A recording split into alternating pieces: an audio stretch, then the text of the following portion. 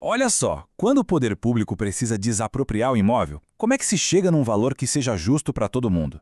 A resposta-chave de tudo está num documento fundamental, o laudo pericial. E é sobre isso que a gente vai conversar hoje. Vamos entender direitinho como a lei e a engenharia, de mãos dadas com as normas da BNT, transformam um direito que está lá na Constituição em um número, em valor. E pode acreditar, não é só uma continha de matemática não, tem muito mais coisa envolvida. Vamos começar com essa ideia que é o centro de tudo. Um laudo de avaliação, gente, não é só um papel que diz vale X. Pensa nele como uma ferramenta, um instrumento técnico que pega um princípio abstrato da Constituição, a tal da justa indenização, e transforma isso em algo concreto, em reais. Sem esse laudo, o direito à indenização justa seria só uma ideia bonita no papel. É aqui que o direito vira realidade. E essa missão, encontrar a justa indenização, não é uma escolha do perito, tá? É uma ordem, uma determinação que vem lá de cima, da nossa Constituição Federal. Então, todo o trabalho técnico, cada cálculo, cada análise, tem que começar e terminar com esse único objetivo na cabeça: achar o valor que é de fato justo. E essa missão toda se apoia em bases jurídicas muito, mas muito sólidas. A primeira, claro, é a própria Constituição, lá no artigo 5º, que garante a indenização justa, prévia e em dinheiro. Depois, a gente tem o Decreto-Lei 3.365, que é basicamente o manual de instruções da desapropriação aqui no Brasil. E tudo isso, óbvio, tem que seguir as regras do jogo, o princípio da legalidade e o devido processo legal. Ninguém pode ser pego de surpresa. Para esse laudo ser realmente forte, sabe, a prova de questionamentos, ele precisa se equilibrar em dois pilares. De um lado, o pilar jurídico, que diz o que pode e o que não pode. E do outro, o pilar técnico, que mostra o jeito certo de fazer as coisas. E o interessante é como esses dois pilares dividem o trabalho. Pensa assim, o pilar jurídico, a lei, responde o quê? O que exatamente precisa ser indenizado? É só o terreno? E a casa? E aquele negócio que funcionava ali? A lei é que define essas regras. Já o pilar técnico, o da engenharia, responde como. Ok, como é que a gente calcula o valor disso tudo? Aí sim entram as normas da ABNT, que são o verdadeiro passo a passo. É como se um dissesse para onde a gente vai e o outro desse um mapa do caminho. Certo. Mas como é que esses dois mundos, o do direito e o da engenharia, realmente conversam?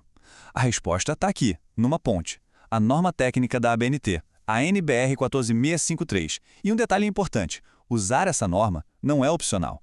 Ela é o caminho obrigatório para transformar a exigência da lei, que é meio abstrata, num número concreto, um número que pode ser verificado e defendido.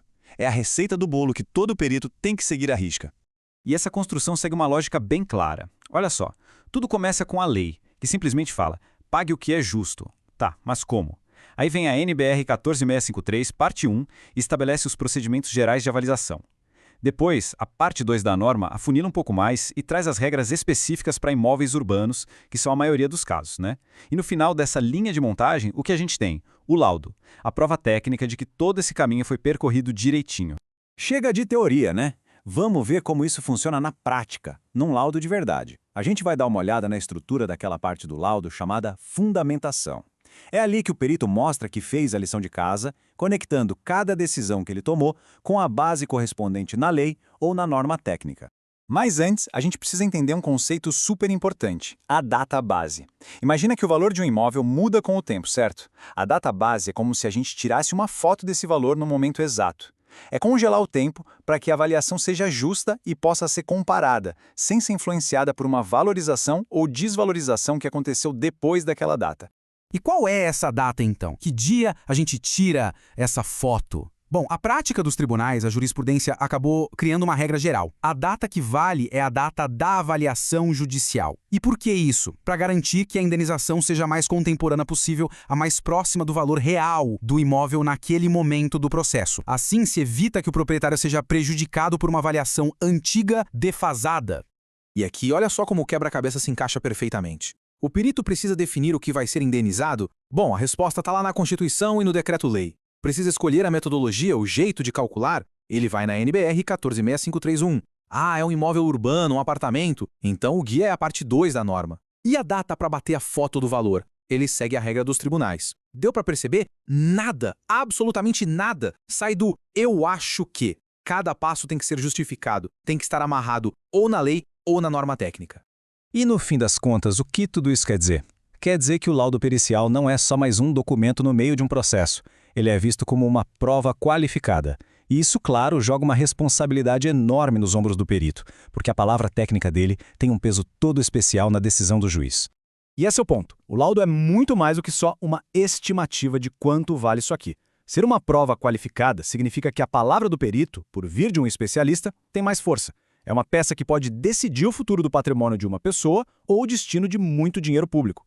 Por isso que cada vírgula, cada número, tem que ser preciso e muito bem justificado. No final, tudo se resume a este documento. 1. O laudo pericial é o fiel da balança. De um lado da balança está o interesse público, o poder do Estado de desapropriar. Do outro lado, o direito de um cidadão de não perder seu patrimônio sem uma compensação justa. O laudo é exatamente o que mantém essa balança em equilíbrio. Isso nos leva a uma última reflexão. Depois de ver tudo isso, dá para a gente dizer que o laudo é só um documento técnico? Ou será que ele é, na verdade, o próprio mecanismo que equilibra a balança da justiça num processo tão sensível como esse? Acho que a resposta fica bem clara, não é mesmo?